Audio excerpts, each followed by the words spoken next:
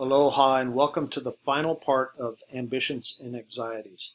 China's continued support of state-owned enterprises defied Western theories of how a free market economy should work.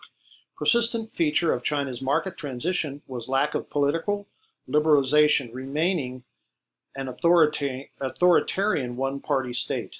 With the death of Deng Xiaoping, strongman politics were brought to a close. With rapid economic liberalization and unchanged policies, China characterized as state-led authoritarian capitalism, believed to be fragile and unsustainable. China has developed a robust market for goods, but still lacks a free market for ideas.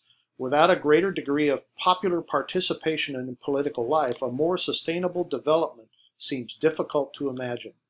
China's level of economic inequality exceeds even that of the U.S.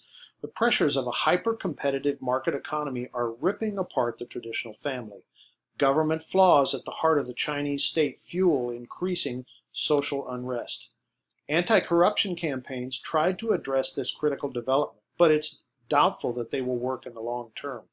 China brings both unique historical strengths and weaknesses to the global order.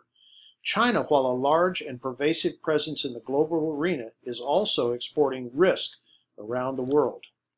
China and the world will ultimately have to learn to live with a more modest and sustainable reality. So that is the end of making China modern, but I just want to talk very briefly about going forward. Current issues that involve China and the world. For example, demonstrations in Hong Kong and how China handled this. The breakout of the coronavirus in Wuhan in 2020. How did China handle that? Will China invade Taiwan? Who knows?